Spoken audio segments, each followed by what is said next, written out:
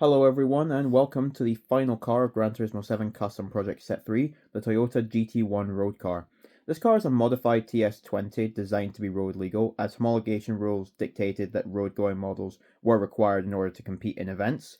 Two examples of this GT1 were made, but as far as I can tell neither were ever sold, and both cars currently reside in two different museums. This car featured in Gran Turismo 2, but unlike its race car counterpart, it never fully returned after Gran Turismo 2.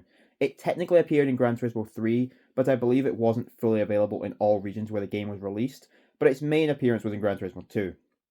I have always loved this car, and like the TS020 race car, I really want it to return to the franchise one day, though as I said in the TS020 video, I believe the race car is far more likely to return than the road car is, just because it's featured in more games and is ultimately more iconic, but I would love to see either return to the game at some point.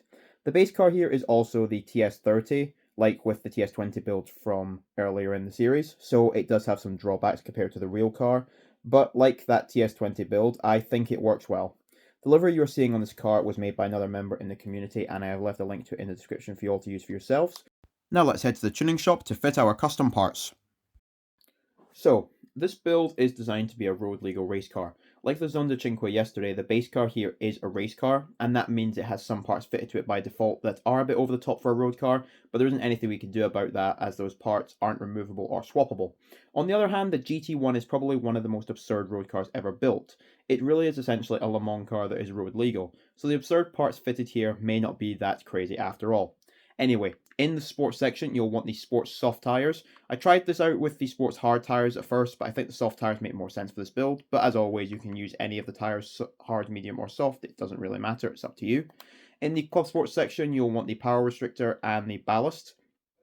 In the semi-racing section, the fully customizable computer, the medium RPM turbocharger, the fully customizable LSD, and the fully customizable manual transmission.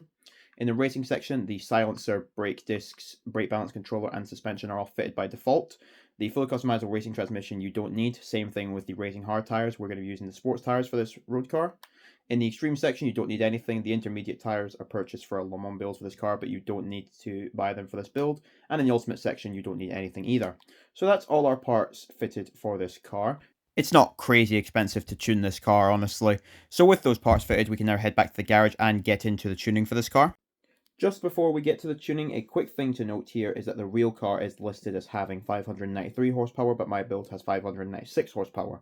This is as close as we could get with the parts we have at our disposal. It is pretty close, but I thought it was worth mentioning as technically it is a difference between the real car and my build. With that out of the way, let's get to the tuning. So for the tyres, you have the Sport Softs fitted. For the suspension, it is fully customizable with 75mm of body height at the front and rear. Our anti-roll is set to 4 at the front and rear. The compression on the dampers is 33 front and rear with 44 expansion on the front and rear. Our natural frequency is 4.65 on the front and 4.45 on the rear. Our negative camber angle is 2.0 on the front and 1.0 on the rear. And our toe angle is 0 on both front and rear. Differential is fully customizable with 10 initial torque, 40 acceleration sensitivity, and 25 braking sensitivity. Those are all on the rear because the front values are not adjustable as the car is rear-wheel drive. For our downforce, we have 1400 on the front and 2000 on the rear. Our ECU is fully customizable and it is set to 86% to bring us to 596 horsepower. The ballast and power restrictor are not touched in this build. For the transmission, we have the fully customizable manual transmission selected with an automatic setting of 350 kilometers per hour. Like with the race car the other day, the car will not get this fast, unfortunately, but there's nothing I could do about that. With our nitros, it is not fitted. The turbocharger is the medium RPM turbocharger, and all the other parts here are not adjustable or unchanged. So, with all our parts fitted and our tuning done, all that's left is take this car out to the track and see how it performs in practice. So, how is this car? Well, I think this build is one of my favourites of all of my custom projects so far. This car has great acceleration and handling as you would expect from a build based on a race car. The only issues I have with this build are the visuals and the top speed. The TS030 is quite similar to the GT1 from the front, but the midsection is quite different looking, especially with that central fin, and of course the rear section takes a hit as well because it has to incorporate that central fin. The top speed of the GT1 in real life is around about 250 miles per hour, but this car can't get up to that speed, which, like I guessed before, I think this is because the TS030 is a hybrid car, but I can't be 100% sure with this issue. Regardless, this car is really fun to drive. It is one of my favourites so far of all of custom projects. This car has quickly become one of my favourite cars for the Sardinia Money Grind event, with only a few changes needed to make that car eligible for this event. meaning that this car can pay for itself relatively quickly. Within 2 Sardinia victories it should be more than paid for. So, that will do it for this build and this set overall.